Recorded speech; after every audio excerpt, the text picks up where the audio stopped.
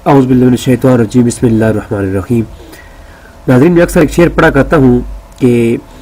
तुम हया और शरीयत के तकाज़ों की बात करते हो, हमने नंगे जिस्मों को मलबूस हया देखा है।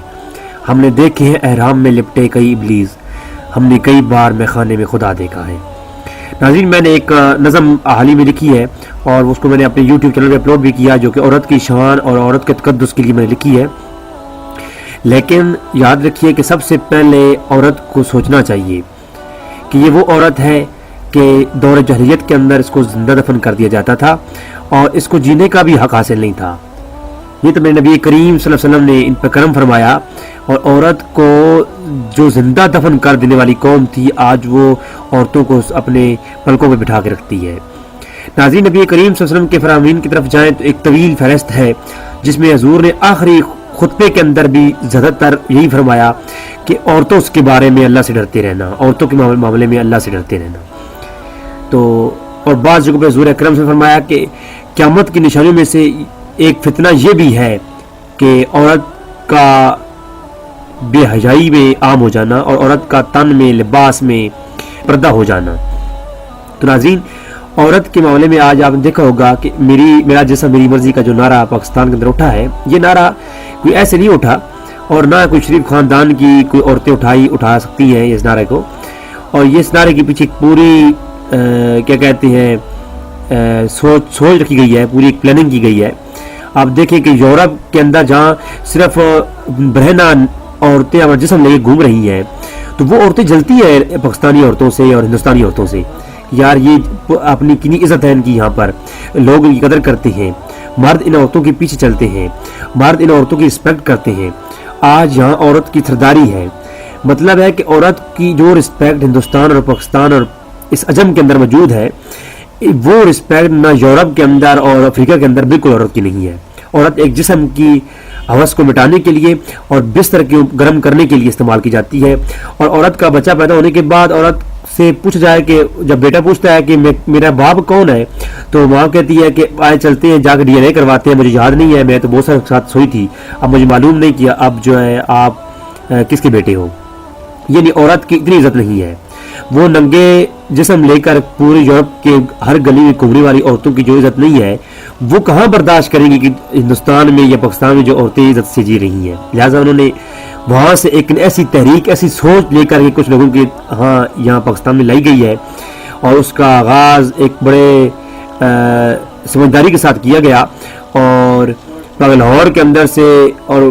बेहयाई के अड्डों से उठा करके औरतों को यहाँ इस्तेमाल किया जा रहा है। और हैरानी की बात तो ये है कि आमिर लियाकत जैसे और मंसूर जो कि वो एंकर है, मंसूर साहब, मैं तो उसकी बड़ी रिस्पेक्ट करता था और बड़ा पढ़ा लिखा आदमी समझता था मैं उसे। लेकिन जब उसके मैंने ये चीज़ें देखी तो मुझे हैरान हुआ कि फरीदुर रहमान साहब जो कि ड्रामा निगार है, वो शख्स जो कि औरतों की इज्जतों को पमाल करने के लिए टीमों पे लेके आता है, उस शख्स को भी इतनी गैरत आई कि उसने जो है ना इस चीज़ के बारे में खिलाफ में बोल उठा वो, क्योंकि वो जानता था कि ड्रामों से तो जो बिगाड़ होता है वो होता है, सबसे बड़ा बिगाड़ मुआशरे में इससे होगा कि शरीफ खानदानों की औरतें भी खड़ी हो जाएंगी, फिर एक वक्त आएगा उनको बरगलाया जा रहा है। लिहाजा मैं तो ये मंसूर साहब और लियाकत साहब के लिए इतना पैगाम छोड़ूंगा, मैं इशारतन कह रहा हूँ, अगर वो उलमा हज़रात को उलमा हनीफ़ साहब और दीगर उलमा को उठा करके वो अपने रमज़ान ट्रांसमिशन के अंदर बिठाते हैं, तो वो एक मत और करें, अपनी बीवी को साथ लें, बेटियों को साथ लें और अपनी बहनों को भी साथ लें। और मंसूर साहब भी ऐसा ही करें,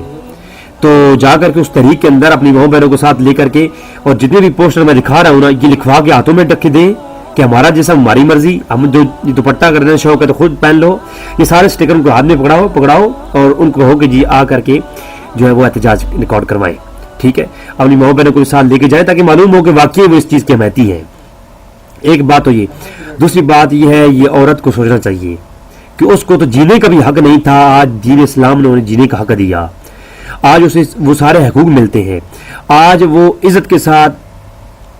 सर उठा करके वो जी रही है। वरना औरत को आज अगर उसने अपना आईना देखना है तो वो यूरोप में औरतों को उठा कर देख ले,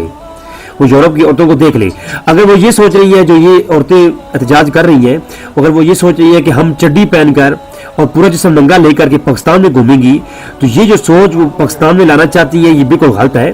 जीन्स और पैंट तो वैसे चल रही थी, اگر وہ کوئی کہے جی نہیں جی یہ جینز پینٹ کے لیے کیا جا رہا ہے، تو جینز پینٹ تو آلریڈی چل رہی ہے،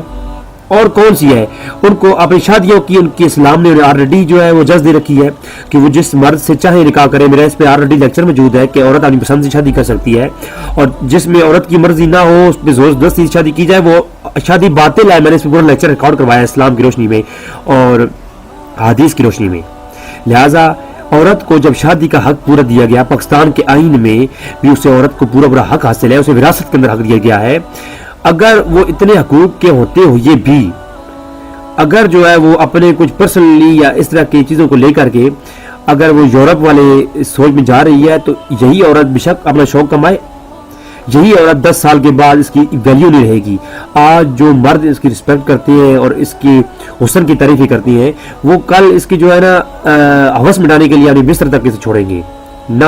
یہاں پاکستان میں آپ دیکھیے، ہندوستان میں دیکھیے، ایک باقاعدہ نکاح میں لے کر کے عورت کی عزت کی جاتی ہے، اسے اپنے گھر کا حصہ بنایا جاتا ہے.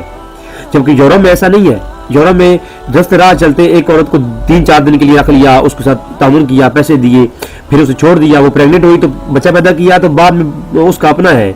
تو مرد کا پتہ ہی نہیں چلے گا. یہ نہیں، فقط اپنی ہوس کو مٹانے کے لیے عورت کا استعمال ہے. تو اگر ایسا چاہتی ہیں،